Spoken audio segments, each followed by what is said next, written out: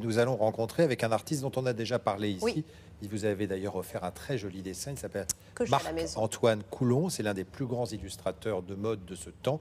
Il aime croquer les gens célèbres, mais aussi les anonymes. Il aime croquer Paris dans des lieux, évidemment, comme la Tour Eiffel, l'Arc de Triomphe ou les jardins du Palais Royal, mais pas seulement. Il aime aussi un coin de rue, quelque chose de très intime.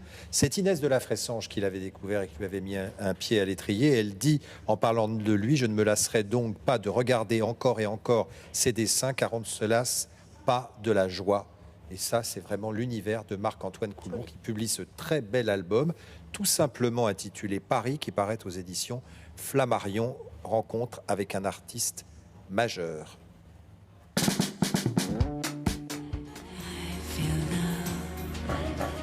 Il y a une limite très ténue entre la nostalgie et le passéisme. Ouais.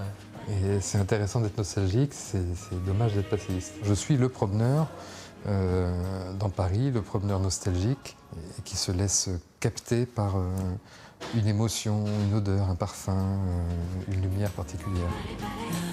Mais je voulais aussi que Paris soit défini non pas que par ses lieux et ses ambiances, mais aussi par ses habitants, par l'humanité des gens qui y habitent.